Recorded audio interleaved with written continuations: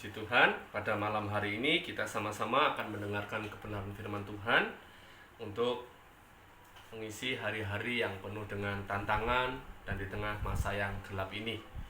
Saya terlalu percaya bahwa di tengah kegelapan yang ada, Tuhan pasti akan tetap memperdengarkan suaranya untuk mendampingi, mengawal, menuntun, dan terlebih membawa setiap kita untuk bisa hidup dalam kebenarannya.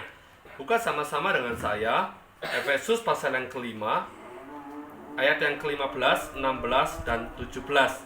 3 ayat saja. Terambil dari Efesus pasal yang kelima, ayat 15, 16, dan 17. Demikian firman Tuhan. Karena itu, perhatikanlah dengan seksama bagaimana kamu hidup.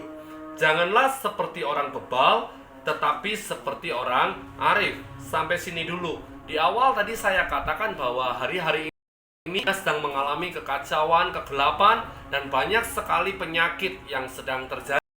Bukan cuma melanda satu kota atau satu negara, tapi satu dunia seluruhnya sedang mengalami kegoncangan lewat virus corona, pandemi COVID-19.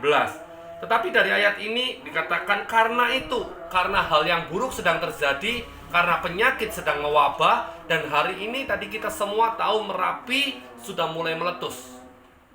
Dan di hari yang sama ada satu tokoh hamba Tuhan dari Jawa Barat yang kembali juga dipanggil pulang ke rumah Bapa. Tentu menjadi kedukaan bagi kita semua yang percaya kepada Tuhan.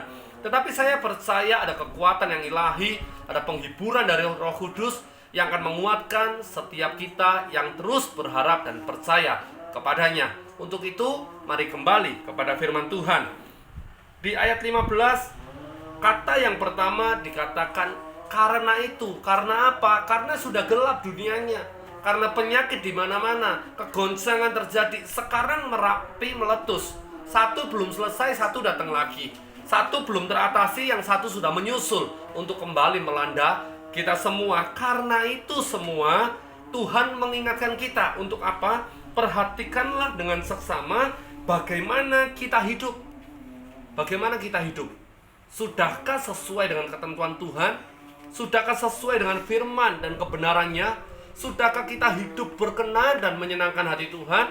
Atau kita masih enaknya semau kita sendiri?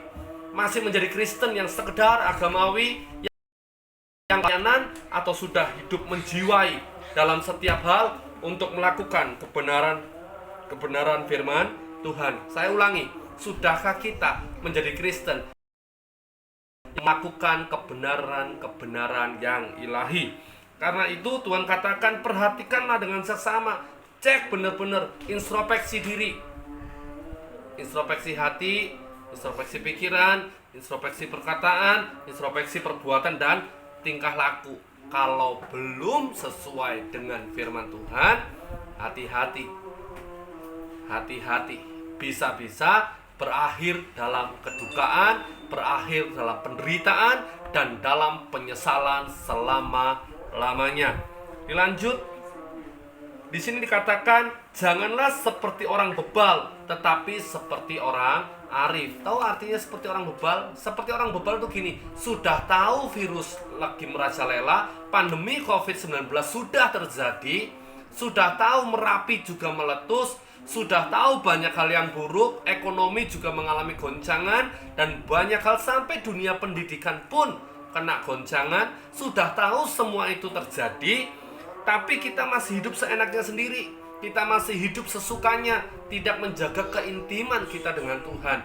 Lah, orang yang seperti itu, yang tidak menjaga keintimannya dengan Tuhan, di sini dikatakan orang bebal. Dan kita tidak boleh hidup seperti itu. Harus hidup seperti orang yang arif, yang mengerti tanda zaman, yang tahu kondisi hari-hari ini. Otomatis kalau sudah mengerti, seharusnya mendekatkan diri, memperbaiki sikap dan tingkah laku, dan semakin intim dengan Tuhan. Ayat 16, dan pergunakanlah waktu yang ada, karena hari-hari ini adalah jahat. Karena hari-hari ini adalah gelap, penuh penderitaan dan masalah, penuh dengan tantangan dan segala hal yang buruk sudah mulai dan akan terus terjadi. Makanya pada saat ini harus benar-benar bisa memperhatikan bagaimana sikap hidup kita. Pergunakanlah waktu yang ada, karena hari-hari ini adalah jahat. Artinya apa? Kita harus benar-benar sungguh-sungguh, harus benar-benar serius, harus benar-benar mencintai Tuhan sepenuh hati. Ayat yang terakhir, yang ke-17, dikatakan, sebab itu, diulang sekali lagi, janganlah kamu bodoh, tetapi usahakanlah supaya kamu mengerti kehendak Tuhan. Usahakanlah supaya kamu mengerti kehendak Tuhan. Saya pun harus mengerti kehendak Tuhan. Kehendak Tuhan apa sih? Kita hidup semakin intim dengan Tuhan, semakin benar dalam tingkah laku, dan terus memperbaiki diri. Sehingga ketika kesudahannya itu tiba, kita semua bersukacita bersama. Amin. Kita berdoa sama-sama. Tuhan Yesus, terima kasih buat firman-Mu. Mampukan kami memperhatikan dengan teliti hidup kami hari-hari ini. Bukan sebagai orang yang bebal, tetapi sebagai orang yang arif, yang mengerti kehendak Tuhan, yang hidup sungguh-sungguh dan semakin melekat kepada-Mu Roh Kudus. Insafkan setiap kami, pimpin, bimbing, dan mampukan kami untuk mengikuti apa yang Tuhan mau. Dan di dalam nama Yesus, firman yang sudah dibagikan, Tuhan materaikan, tanamkan kuat dalam kehidupan setiap kami. Dalam nama-Mu kami berdoa dan kami terima berkat ini. Haleluya. Amin.